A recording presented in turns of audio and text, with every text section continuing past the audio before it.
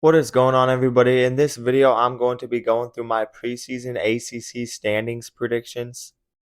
I'm going to rank every ACC team from number 17 to number 1 based on the record I predicted them. So these are not power rankings, but these are conference standings. And I have predicted all these teams' records already. Starting off at number 17, I have Wake Forest at 3-9, 0-8 in conference play. Wake Forest will have a year one head coach in Jake Dicker. And Jake Dicker actually excelled in his first year at Washington State in a tough situation. So this is a guy who could turn around Wake Forest if you give him time. But at Washington State, it was a much easier schedule. And I don't see Wake Forest being super competitive in the ACC. The offense is a work in progress with only two starters back and a new play caller. They have questions at the quarterback position, and the defense is absolutely atrocious. They gave up 32 points a game last season. They do return some good production on defense, and they are more experienced. But this is a Wake Forest team that is not looking great and probably could be another winless season in conference play. I do have them at number 17. At number 16, I have Boston College at 3-9, 1-7 in conference play. Look, this is a team that could go back to a bowl game. I just don't see it again with a brutal schedule. I think year two for the former NFL head coach Bill O'Brien is going to be much tougher, especially with a revamped offensive line, and they lost Thomas Castellanos at quarterback. Grayson James did step up into a good role at the end of last season, and they do have some skill position players. The running back room is good with Turbo Richard and Jordan McDonald, and they return receivers Lewis Bond and Reed Harris. But there's questions on defense, especially on the defensive front. They lost a standout defensive end who had 16.5 sacks. I don't see this Boston College team carrying over the success. I think they do take a step back with a brutal schedule. I have them at number 16. Number 15, I have Virginia at 4-8 with a 1-7 conference record. Tony Elliott is coming off of his best season yet at Virginia, but this upcoming season could be a make or break season. Tony Elliott still hasn't taken that big step forward with this team. The quarterback position looks good again with Chandler Morris coming in. He was nearly top of the country in passing yards last season with 308 total yards a game. But they also lost Anthony Calandria. He was a pretty good quarterback, but even couldn't lead them to a bowl game last season. They had some good portal additions in Jaden Thomas and Jamal Edgerrin from Purdue, but they do have to replace the number one target in Malachi Fields. That is a huge loss. And the defense allowed 30 points per game last season. They got some questions. They lose top safety Jonas Sanker. I don't really like this Virginia team a lot. I do think they'll be pretty average, and I have them at number 15. This may be a surprise to a lot of people. I have Stanford at number 14, going 4-8, 2-6 in conference play. I see a lot of people ranking this team dead last in the ACC, and it does make sense. But honestly, I am higher on this team. I don't think Troy Taylor was a good head coach at all, and he is gone. And I think Frank Reich could make something work with this team in year one and get a couple of good wins, especially with good home field advantage. They get to host some teams that they will be playing across the country. And let's not forget they had that win over Syracuse last season. The offense was very bad last season, but I do like the promising freshman quarterback in Elijah Brown. And they have one of the best tight ends in the ACC in Sam Roush back. They have some good transfers in CJ Williams and Caden High. The defense does lose its best player in David Bailey, but this is a young defense that returns 6 starters. We'll see if they can be consistent, but I think they find a way to get a couple of wins. I have them on number 14 in the ACC. Number 13, I have Syracuse at 4-8, going 2-6 in conference play. That would be a huge step back for this team and not a great looking season for them. But this is a team that is going to have a much tougher schedule, one of the toughest in the country. Last season, they won double-digit games, but they lost all of their top receivers, their best running back, one of the best passing quarterbacks in Kyle McCord last season. In fact, I think Kyle McCord led the country in passing yards. They lost some good pieces on defense, and they have a lot to replace. They're nearly bottom of the country. The defense only returns 3 starters, and this team just has to rebuild. I like the trajectory of this team with Fran Brown as the head coach. They did just recently sign a 5-star, but this upcoming season is not just going to be a reload year because they don't have that type of talent. I think it's going to take them time, and I expect a huge step back with a brutal schedule. I have them at number 13, going 4-8. At number 12, I have California at 6-6 with a 3-5 conference record. I expect another average season from California. They've been to a bowl game back-to-back seasons. They had a really good defense last season, but they also lost 5 contests by 1 score. So they might be better than their record shows. And I do think they can find their way back to a bowl game despite the bad offseason that they had, because this is a team that still has some good defensive talent. They lost 3 or 4 running backs to the portal. That includes Jaden Ott. But they also did a great job in the portal adding running backs LJ Johnson and Kendrick Raffel, and also Mark Hanford and the receiver from UNLV. They have some good offensive line additions through the portal. And like I said, the defense wasn't a problem last season. They took a step forward. They only returned 3 starters, but they did get Harrison Tackett, one of the best linebackers in the portal. I think this is going to be a solid defense again, and we'll see what the offense can do, but I think they find a way to a bowl game again. Justin Wilcox isn't an excellent head coach, but he usually is consistent with this team, at least getting them to bowl games. I have them at number 12. I have Pitt at number 11 going 6-6, 3-5 in conference play. They had a promising 7-0 start, but it quickly fell apart. They had injuries to 2 of the best players on the team in Eli Holstein, quarterback, and running back Desmond Reed. But both those players are back this fall, and this team also has a good offensive coordinator back in Cade Bell, along with a good receiving core that returns Kenny Johnson and Raphael Williams Jr. Narduzzi usually has solid defenses, but they do have to replace 2 starters in the secondary, including all ACC safety and Donovan McMillan. I do think this team will be solid, though. I don't expect them to be super bad like they were at the end of last season. They should be more healthy, and the talent is there. I think they win 6 games, and don't be surprised if they do more than that. I have them at number 11. I have Virginia Tech at 6-6, 4-4 in conference play, and I have them at number 10 in the conference. I think it's going to be a pretty average year for this team. On the bright side, they got Kyron Jones back at quarterback, and if he could stay healthy, this team could be pretty good, but they also are near the bottom of the country in returning starters. They only return a few starters. I think Terrion Stewart could be a breakout running back. He's a transfer from Bowling Green. They have some good offensive pieces coming in, and they have a former NFL assistant taking over the defensive play calling. Virginia Tech only allowed 22 points a game last season, and they should be okay on defense this year. I have them at number 10 going 6-6. Number 9, I have Florida State also going 6-6 with a 4-4 conference record. They went from 13-1 to 2-10.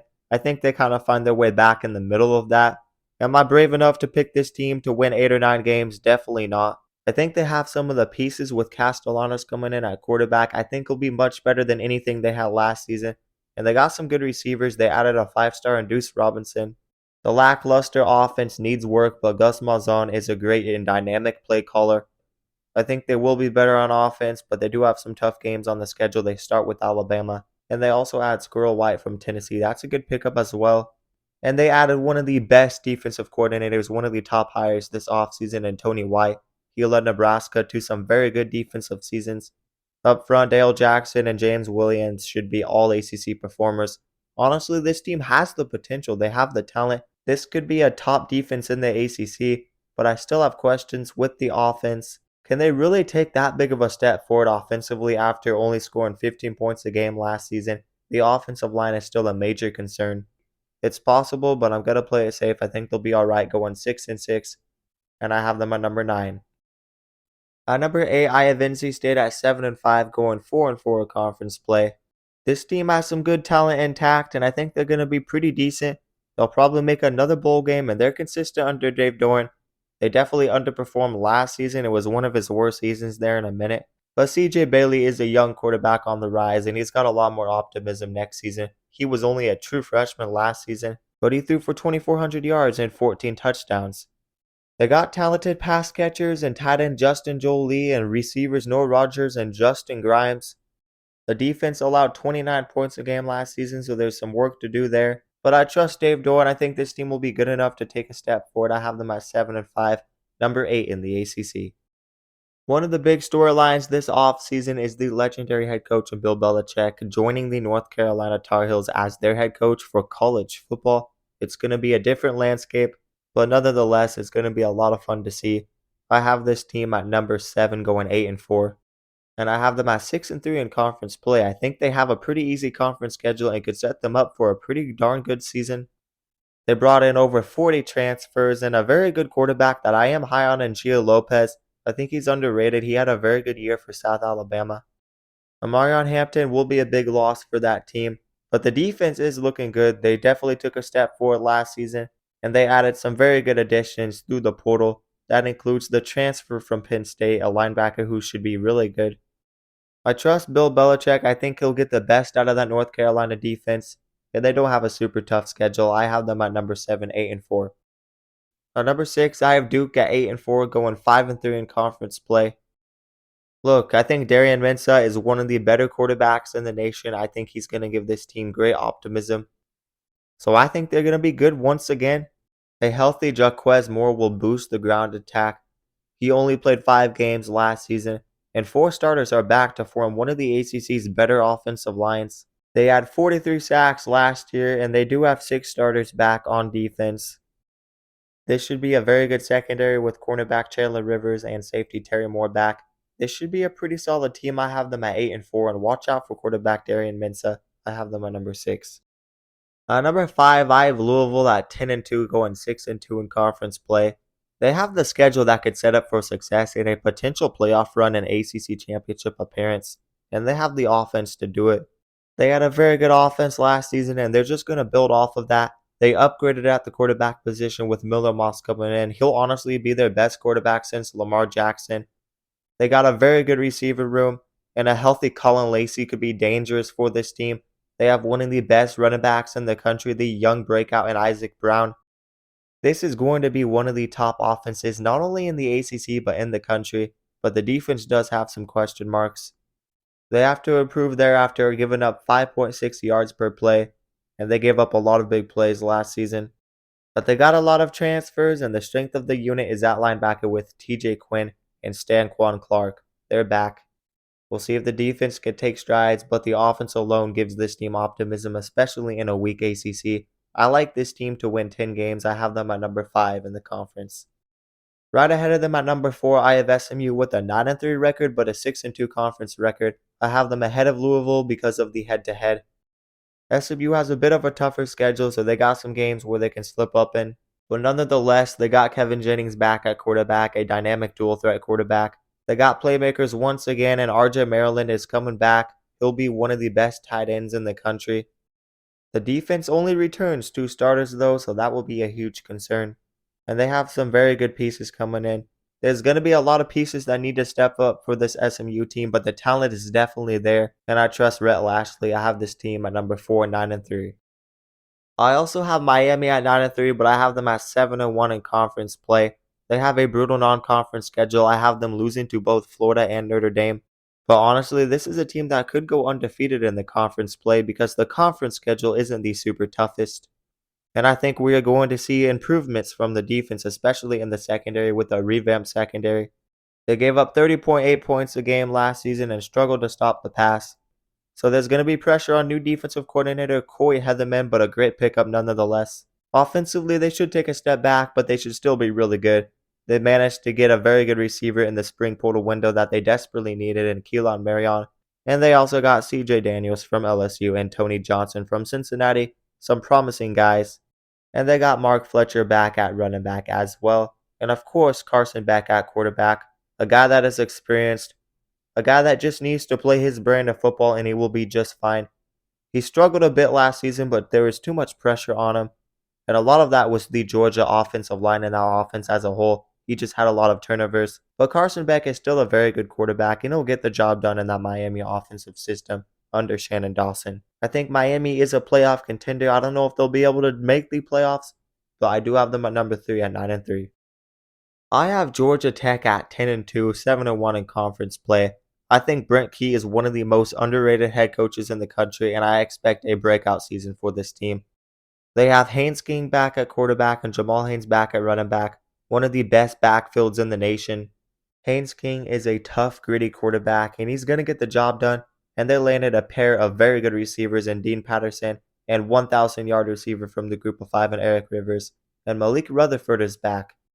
They do have a revamped offensive line, but the offensive line should be very good under Brent Key. He's had consistent offensive lines at Georgia Tech, and they were good last season. And the defensive side of the ball should be pretty good. There's only 4 returner starters, but they got 2 of their best starters back in Kyle Efford, who had 64 tackles, and Jordan Van Denberg. I like this defense. I think they'll be good. They added some good transfers too. I think their experience and the coaching leads this team to a great season and an ACC title appearance. I have them at 10-2, but I think they fall short in the ACC title game. And my prediction to win the ACC in 2025 is the Clemson Tigers. I have them at number 1, 11-1, and I have them 8-0 in conference play. I think they split the games against LSU and South Carolina, but this team is number 1 in the country for return in production. I don't see much slip up for this team. I trust Dabo Swinney. He actually used the portal and added some good additions. They add a very good receiver from the FCS to add on to a stacked receiver room. They are legitimately 5 deep at wide receiver heading into next season. Antonio Williams, Bryant Wesco, and TJ Moore are all back. I think Gideon Davison could be one of the best freshman players in the country at running back. They should have a very good offensive line, and they have 16 starters back, and of course a veteran quarterback in Cade Klubnik, who really cut back on turnovers last season and threw for 3,600 yards and 36 touchdowns. He could be a Heisman frontrunner. The defense definitely took a bit of a step back, but with Tom Allen coming in, I have great expectations for them. They are loaded up front with TJ Parker and Peter Woods, who are young, talented defensive players and could be contending for All-American honors. Sammy Brown was only a freshman last season with nearly 100 tackles, one of the best linebackers in the country, and a very strong secondary. This is a very good Clemson team. They could definitely make it back to being a national title contender. But anyways, that is going to do it for this video. You guys let me know what you agree or disagree with down in the comments below. And what would your guys' rankings look like? But let me remind you guys to like the video and also subscribe to the channel and turn on notifications so you never miss an upload. And if you guys love college football, then you'll love this channel because we upload a ton of college football content and we basically cover everything on this channel. So definitely consider subscribing and also consider checking out my socials down in the description below. I started a few college football ESPN pick'em groups if you guys are interested. We'll just be picking games this season for fun. The link for that is in the pinned comments and the description below. But that is going to do it, guys, and peace out.